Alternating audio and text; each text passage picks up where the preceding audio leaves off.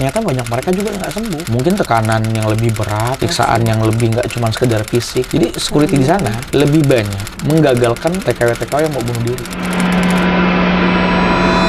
Akhirnya salah satu TKW di sana, Fir, berani gantung diri di kamar mandi pakai shower. Shower yang buat mandi itu? Iya, tali besi. Tiba-tiba jedotin gitu aja? Iya. Tapi kok dia kayak bengong gitu ya? Iya. Di sini tuh dia muntah. Gitu, di sini tuh muntah. Jadi ketika memang dalam kondisi kayak gini, kameramen gue tuh tiba-tiba notice ada suara anak kecil nangis kayak gitu, dan gue preview secara audio, memang bener suara anak kecil nangis. Ketangkap suaranya? Iya, ketangkap suaranya. Balik lagi di obrolan pulang kantor. Ngobrol-ngobrol sepulang kantor. Kita udah bareng sama seorang konten kreator yang menggeluti di bidang horor. Kenapa gue Dika, gitu kan, gue seorang kreatif konten. Beberapa orang menganggapnya spesialis di bidang horor. Dan sekarang juga lagi jalan program horor gitu. Apa tuh programnya? Programnya dari GTV, namanya Deg-Degan. Program horor deg-degan. Emang sedeg-degan itu? Cuman ada beberapa tempat yang memang secara ceritanya aja sih udah bikin deg-degan gitu kan, kayak bener nggak sih ini kejadian gitu kan, kayak ada nggak sih kayak gitu sih. Boleh di-spill nggak tempatnya tuh yang bikin deg-degan? Ada tempat yang ceritanya tuh lebih menyeramkan dibandingkan hantu itu sendiri di situ gitu loh. Oh ya? Cerita di baliknya tuh lebih menyeramkan gitu loh. Program ini tuh base-nya adalah cerita atau vox populi masyarakat sekitar gitu kan, baik yang memang mengalami hal tersebut, baik yang menjaga tempat tersebut, baik ya saksi mata sejarah tempat tersebut gitu kan, ataupun ya sekedar punya pengalaman atau punya opini. Jadi gue senang di program ini itu gitu. Everybody can be a indigo. Semua orang bisa jadi orang yang indigo. Semua orang bisa jadi orang yang tahu tentang paranormal. Semua orang bisa jadi orang yang belajar metafisika tuh kayak gimana. Cuman di program ini kenapa gue senang dan dapat progres yang baik juga dari pemirsa, karena gue memberikan informasi di sini. Informasi yang nggak gue create dari orang-orang yang memang pernah ngalamin hal itu. Ada sebuah tempat yang menurut gue cukup besar sekali, besar banget gitu kan, dan tempat ini dulunya mes, bukan mes sih, kayak tempat penyaluran gitu, tenaga kerja wanita, TKW ya. Okay. Kalau dia pulang dari luar negeri tuh, dia ke tempat itu dulu untuk pendataan. Oh, berarti dia nggak bisa langsung ke rumah gitu ya? Iya. Jadi memang tempat itu dekat banget bandara, Fir. Jadi Bandara Soekarno-Hatta, Tangerang tuh. Jadi tempat itu memang, jadi kalau misalkan ada TKW nih yang habis pulang dari luar negeri gitu kan, ya mereka disinggahnya di situ dulu. Penampungan dulu yang Dibilang ditampung sih enggak, tempat singgah doang sebenarnya. Tempat singgah, oke. Gitu kan, tempat singgah doang. Nah, gue cari tahu sama penjaganya, bekas keamanannya dari awal sampai terbengkalai. Tempat itu terbengkalai gitu kan. Dari tahun 2008 sampai 2014, berarti sekitar 6 tahun tuh. Lama ya? Kalau alasan dibalik terbengkalainya itu ya lagi-lagi karena administrasi. Ada beberapa oknum yang tidak bertanggung jawab gitu kan terkait korupsi di tempat itu, akhirnya tempat itu ditinggalkan dan terbengkalai gitu kan. Yang tadi gue bilang gitu kan, namanya tempat terbengkalai ya udah pasti ada hantunya gitu. Gue selalu percaya, jangankan tempat yang besar gitu kan, rumah kita aja ketika kita nggak huni beberapa hari tuh kayaknya bawaannya ya bukannya gue sok gimana, iseng aja gitu kan, ada takut gitu lah. Apalagi tempat yang notabene-nya terakhir tuh di 2014. Oke. Ya kalau 14-23 kan berarti sekitaran 10 tahun lah ya. Hampir 10 tahun, 9 tahun terbengkalai men ya kan. Udah pasti ada hantunya lah. Tapi ternyata yang gue bilang tadi, ada cerita yang lebih menyeramkan dibandingkan cerita hantu tersebut. Iya, benar sih. Apalagi basicnya tempat itu terbengkalainya karena administrasi, bukan karena hantu kan. Iya, gua akan cerita ini vulgar karena ada beberapa hal yang nggak bisa tayang di TV. Iya, gitu kan, kekerasan, kemudian ada beberapa hal yang menyudutkan beberapa pihak. Cuman ini gua akan benar-benar spill. Kenapa gue bilang tempat itu ceritanya lebih menyeramkan dibandingkan hantunya? Karena ternyata tempat itu adalah aslum, atau yang kita kenal dalam bahasa Indonesianya adalah rumah sakit jiwa untuk para TKI. Wow. Ya. Rumah sakit jiwa? Ya. Itu tuh nggak pernah di-spell dimanapun. Oke. Bahkan di acara gue sendiri gue nggak berani nyepel itu. Yeah. Ya kan, gue takut beberapa orang bohong nih nggak gitu. Tapi kenyataannya vox pop yang gue dapat adalah itu. Jadi gini, dulunya tempat itu tuh sebenarnya dijadiin tempat yang ya udah yang gue bilang tadi kan, orang dari Taiwan, dari Korea, dari manapun, Saudi Arabia, Malaysia, mereka bekerja di sana, dipulangkan, ya kan, selesai, mereka didata di sana, akhirnya pulang. Itu yang masyarakat tahu. Iya benar. ya kan? Tapi masyarakat yang nggak tahu adalah itu adalah rumah sakit, itu adalah yayasan untuk menyembuhkan para TKW-TKW yang bermasalah saat pulang. Kita adalah negara yang mungkin banyak menyalurkan tenaga kerja kita gitu kan. Benar. Tapi kan nggak banyak juga yang berhasil di sana. Ya betul. Ya kan banyak juga yang ya kalau kita sekarang googling lah atau googling berita-berita tentang penyiksaan para TKW, Ya, benar, ya benar kan banget. tipu-tipuan para TKI, kemudian juga ya beberapa kecaman-kecaman gitu kan. Mereka-mereka yang mengalami hal itu harus dinetralisir dulu. Disembuhin dulu. Iya, disembuhin dulu. Karena kenapa? Saat gua tanya-tanya sama penjaganya, gue lupa. Dia tuh bilang kalau emang ini tempat khusus untuk perempuan. Yang gua tanya tuh, ya memang banyak TKW-TKW yang mengalami kekerasan dan harus disembuhkan di sana. Iya benar. Ya kan dinetralisir lah bahasa kasarnya, dibantu lah untuk kembali pulih. Ya, psikisnya ya. Ya psikisnya apa segala macam gitu. Masalah kejiwaan itu nggak sesimpel itu. Ya betul. Nggak sesimpel kayak lu butuh makan, gue sediain makanan, enggak gitu loh. Perihal kenyang kan balik ke orangnya. Benar. Nah ini yang terjadi di TKI. Gitu loh. Pemerintah sudah menyediakan tempat nih, gue kasih yayasan untuk menyembuhkan hal itu, untuk menghilangkan traumatik lu. Ya. Ternyata banyak mereka juga yang nggak sembuh. Mungkin tekanan yang lebih berat, Ya, benar siksaan yang lebih nggak cuma sekedar fisik, Iya benar. tapi ke psikis juga mereka. Kayak gitu. Jadi gua dengar ceritanya aja kayak ngebayangin. Jadi security di sana lebih banyak menggagalkan TKW-TKW yang mau bunuh diri. Saking Tempat itu. banyaknya kali ya. Iya. Mereka tuh nggak takut hantunya di sana. Iya, Emang ada benar sih. beberapa sosok yang bilang, oh ada hantu ini nih. Tapi mereka lebih capek menggagalkan rencana bunuh diri yang dilakukan TKW-TKW di situ. Pasti capek banget sih itu. Iya. Ada beberapa TKW yang baru pulang tuh, mereka tuh pengen lompat. Sampai segitunya. Iya. Karena itu 2 lantai ya. Oh, oke. Benar. 2 lantai, pengen lompat dari lantai 2. Ada yang mau potong tangannya, potong nadinya, segala macam. Ada yang benturin palanya. Gitu, ada yang teriak-teriak gitu loh. Mereka tuh nggak disiksa di sana. Sudah, mereka tuh harus melalui proses penyembuhan. Ya kan nggak mungkin dong mereka dalam keadaan gitu dipulangkan. Iya benar, nggak mungkin. Ya kan ini kan bisa jadi resiko juga bagi orang-orang yang kenal mereka. Jadi mau nggak mau mereka tuh harus disembuhkan dulu, diterapis dulu di sana. Gitu. Dan ternyata nggak sembuh. Mungkin siksaannya terlalu berat. Oke. Jadi menurut security sana itu banyak banget. Hampir setiap hari tuh teriakan-teriakan para TKW yang yang kejiwaannya tuh keganggu. Nggak sembuh. Berarti maksudnya? Iya nggak sembuh. Yang dibilang nggak sembuh itu adalah mereka-mereka yang akhirnya pindah ke ODGJ gitu loh, rumah sakit orang rumah sakit orang gila itu gitu loh. Ada yang itu nggak apa-apa ya, maksudnya mungkin ketika di situ nggak sembuh, akhirnya ditanganin ya dengan yang lebih expert, itu nggak jadi masalah menurut gue. Yang menurut gue lebih mengerikan dibandingkan sosok hantunya adalah banyak dari mereka yang akhirnya bunuh diri di tempat itu. Wah itu. Serius. Salah satu case yang gue dapet di tempat itu dan diceritakan secara gamblang, dia nggak nyebut namanya. Itu ada satu TKW yang pengen banget pulang. Ya kan, pengen banget pulang, stressing. Gue bisa ngebayangin ya ketika menjadi TKW itu kan bukan hal yang mudah. Benar.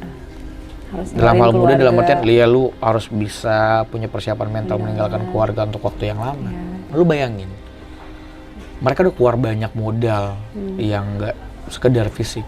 Kemudian mereka nggak jadi apa-apa, Fir. Kecewa banget dong. Pasti. Ya kan, kita aja sometimes ketika berharap sesuatu dan nggak terjadi kita kecewa. Benar. Apalagi mereka gitu loh. Iya. Mereka spending time yang lama di sana dan ternyata mereka nggak diperlakukan sebagai manusia di sana. Mereka pulang dengan rasa kecewa, Fir. Pasti. Stressing segala macam itu pasti dirasain banget. Benar. Ya kan, sampai akhirnya itu udah nggak bisa disembuhin. Gitu loh, mereka tuh merasa kayak aduh beban banget Benar pasti. apa ya bahasa kasarnya, apa yang gue harus bilang ke nyokap gitu, ke bokap gitu kan, duit udah habis gitu kan, apa yang harus bilang ke suami gue gitu kan. Iya, belum lagi masalah-masalah di luar daripada itu kayak ya suami lu ketahuan selingkuh, ya kan, ternyata lu cari duit setengah mati, suami lu pergi dengan yang lain kan, juga sakit banget sana gitu buat kan. cari kerja padahal kan. Ya kan, ya akhirnya mereka tuh ya itu bebannya nambah, akhirnya ya namanya juga orang stres gitu kan. Wah kayak ya kita ya syukur kita nggak pernah mengalami hal itu, cuman mungkin terselip dari mereka kayak terus buat apa sih gue lanjut hidup Ya, betul. Ya karena terlalu stres yang membebani, semua nggak kayak ada hasilnya. Akhirnya salah satu TKW yang di sana, Fir, berani gantung diri di kamar mandi pakai shower. Shower yang buat mandi itu? Iya, tali besi.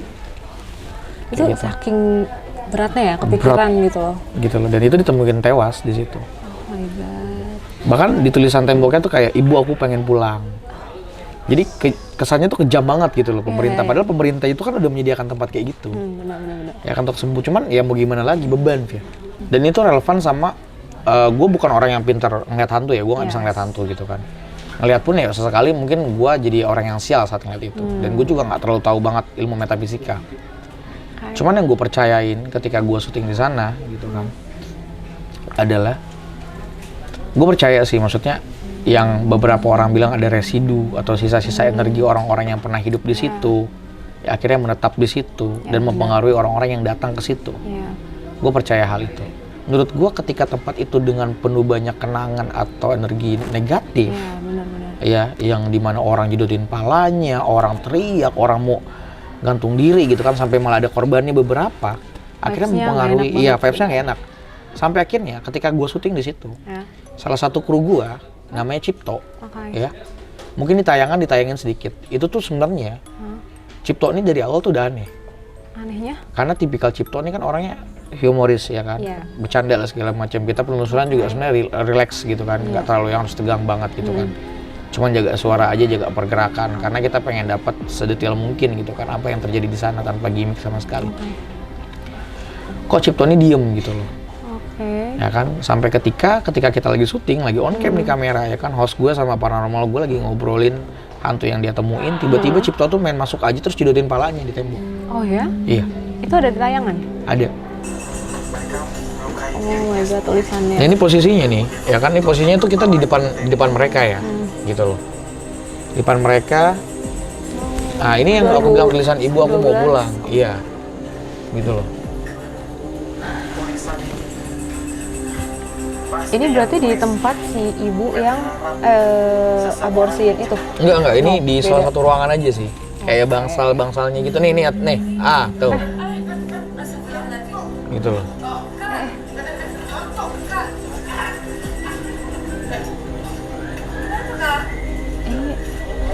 Tiba-tiba jedotin gitu aja? Iya. Tapi kok dia kayak bengong gitu ya? Iya. Seriusan? Iya. Jadi gini, kenapa gue bilang ini bukan gimmick ya? Lagi-lagi program ini kan memang base-nya adalah informasi. Jadi ya, kalau memang ada gimmick pun ya gimmick alam yang memberikan gitu loh. Memang kalau bukan nggak ada ya emang nggak ada gitu loh. Dan gua nggak akan tega nyuruh orang untuk jodohin palanya gitu kan. Iya dong. Just in case karena uangnya nggak seberapa, kayak gitu. Yang tadi gue bilang reasonable-nya tuh dari awal Cipto tuh udah diem. Kejadian kayak gini tiba-tiba di jalan kayak gitu, itu sumpah gue kaget banget. Itu tuh gue kayak mau bakar rokok tuh gue tinggal rokok gue buang. Ya kan, sampai akhirnya dia udah out frame gitu kan. Gue tanya gitu, lu kenapa, lu siapa? Ya kan, ternyata ya dia bilang sendiri dia Cipto. Cuman dia kayak agak bingung aja gitu, kayak linglung gitu loh. Itu kan ya enggak, itu yang akhirnya kita negosiasi sama klien untuk ditampilkan karena itu kejadian yang nyata gitu loh. Maksudnya Cipto sampai kayak gitu kan, nggak ada yang nyuruh segala macem dan kamera juga tetap roll gitu kan. Tapi setelah diobatin itu, Fir, ya Cipto masih kayak gitu, masih linglung. Dia nggak ngomongin dia siapa, dia nggak kayak kesurupan pada umumnya kayak aing macan atau dia menangis. Iya, enggak gitu loh. Dia bingung aja gitu kayak kosong apa gitu ya? aja. Iya, apa yang gua alamin ya? Kok gini ya? Kok gue jalan dan jedotin pala gue ke tembok ya? Gitu kan, kayak gitu aja sih sebenarnya. Sampai akhirnya syuting itu kan masih berjalan. Cipto tuh udah mau beres-beres alat. Dalam hati tuh, Cipto nih aneh nih. Cipto nih mau beres-beres alat gitu. Masih berlanjut dong masih berlanjut gitu. Sampai akhirnya ditenangin dan diobatin sama paranormal kedua kita yang memang ngebantuin secara off air lah ya. Itu kan lagi-lagi kita syuting ini juga berhadapan sama yang mereka nggak kasat mata gitu kan. Ya kita butuh bantuan yang double. Selain kita percaya sama yang di atas ya kita juga meng-hire orang-orang yang memang berkompeten di bidang itu. Ternyata kita pikir gangguannya cuma sampai situ aja. Gangguan yang paling berasa banget tuh ke host sih, ke Memes. Jadi Memes tuh muntah. Lanjut gangguannya, ada lagi? Iya. Jadi setelah kita di lantai 2 ngebahas soal sosok merah gitu, kita turun ke bawah tuh Memes tuh tiba-tiba muntah. Entah memang itu penyakit asam lambungnya atau gimana, tapi dia muntah. Di sini tuh dia muntah. Gitu, di sini tuh muntah. Padahal sebelumnya biasa aja? Biasa aja gitu loh. Enggak karena lagi masuk angin gitu Enggak. Gitu loh. Tiba-tiba aja muntah? Iya. Ada kata-kata kameramen. Di sini tuh gue berdebat sama kameramen. Ada peristiwa lain sebenarnya di sini. Jadi kita dengar sama-sama suara anak kecil di situ. Gue nggak dengar, tapi kameramen gue dengar. Dan akhirnya kenapa gue pastikan itu benar-benar adanya? Gue preview. Ya kan, gue coba cari tahu benar nggak sih. Karena kadang-kala itu nggak benar gitu loh. Jadi ketika Memes dalam kondisi kayak gini, kameramen gue tuh tiba-tiba notice ada suara anak kecil nangis. Kayak gitu, dan gua preview secara audio, memang benar suara anak kecil nangis. Ketangkap suaranya? Iya, ketangkap suaranya. Itu suara anak kecil. Ya benar. Bang, gua nggak bercanda, Bang. Ya emang gua bercanda, kapan gua bercanda? Tapi kita nggak omongin di sini, di TV. Gitu loh, karena cuman just in case tuh terdengarnya tuh di materi itu aja. Dan nggak ada yang notice karena memang kita semua di sini tuh udah panik. Iya, ya kan? pasti. Kenapa udah panik? Karena ini dua paranormal gue ini kan secara off air. Ya kan? Sosok paranormal gue secara off air. Ini udah panik gitu. Takutnya Memes ini di luar kendali karena sakit gitu kan. Memang ada hal yang lain. Kayak gitu sih. Jadi menurut gue TKI ini punya cerita yang jauh lebih menyeramkan dibandingkan sosok yang ada di situ. Ini lebih serem daripada hantu sih menurutku. Ya kan? Serem banget. Tentang depresinya orang, kemudian tentang orang yang berani ngakhirin hidupnya. Iya, ngakhirin hidupnya karena beban hidup yang terlalu banyak, ya kan. Kemudian ya yang nggak selamat ya cuma 2, selebihnya tuh ya para security itu yang jagain mereka ya. Yang tiba-tiba teriak. Dan itu pasti ada efeknya banget sih ke security itu. Iya. Nah, jadi yang gua rasa di situ adalah ya tempat itu cerita tentang terbengkalai tempat itu lebih seram, lebih mencekam menurut gua dibandingkan ya hantu yang ada di situ. Itu parah sih. Cuman kan cerita itu nggak bisa gua ungkap secara ekspos banget di sini, di TV kan, akhirnya di sini gitu loh. Apa sih yang lo dapet dari episode itu jadinya? Yang gue dapat adalah pembelajaran penting soal gue bukan yang orang bisa ngeliat hantu ya. Gue juga bukan orang yang belajar metafisika atau kayak gimana. Cuman ya beberapa konten hantu juga harus gue tonton sebagai referensi. Akhirnya gue percaya ketika kita bicara soal residu energi, beberapa orang bilang residu energi gitu kan, merasakan sisa energi dari orang-orang yang pernah lama hidup di situ, ya kan, dan kemudian mati. Itu ada men. Dan itu logis menurut gue. Kenapa logis? Ketika kita punya seseorang yang akhirnya udah nggak ada, kita bisa ngenang itu. Apalagi makin kuat kenangannya ketika kita di tempat yang memang kita sering jalanin. Yang kita pernah datengin. Nah iya. Nah di TKI itu tuh banyak banget aura-aura depresi di situ yang dikemas jadi satu. Jadi lu mau nggak tahu atau lu tahu, sisa-sisa energi itu tuh bisa nyerubung kemana aja. Bisa ikut ngerasain juga. Iya. Oke. Gitu sih. Dan menurut gua masih banyak lagi tempat-tempat yang tepatnya tuh lebih menyeramkan. Kenapa cerita di balik kenapa terbengkalainya tuh lebih menyeramkan dibandingkan just in case kayak tempat itu terbengkalai ada hantunya. Itu menurut gua nggak terlalu menyeramkan, tapi kenapa tempat itu bisa terbengkalai itu lebih menyeramkan. Itu menarik banget sih menurutku. Ternyata ada loh tempat yang punya vibe-nya tuh negatif itu, dan itu dikumpulin jadi satu sampai kru-kru aja tuh bisa ngerasain vibes-nya yang nggak tahu gitu kan, orang awam gitu kan. Tuh keren banget bisa dapat tempat kayak gitu. Dan memang tempat itu udah jadi banyak, maksudnya udah banyak konten kreator juga gitu loh. Cuman kan kalau untuk kita sendiri base-nya adalah base informasi kan. Jadi itu yang kita jual, meskipun ada beberapa yang kita kikis karena terlalu mengundang kekerasan, kemudian juga terlalu vulgar, akhirnya kan kita potong. Kayak gitu sih. Seru banget Nondika ceritanya. Thank you banget Vira. Datang di obrolan. Udah diajakin ngobrol abis pulang kantor ya. Besok kita syuting lagi ya. Oke. Teman-teman obrolan pulang kantor. Udah pada mau pulang tuh? Kan judulnya udah pulang kantor.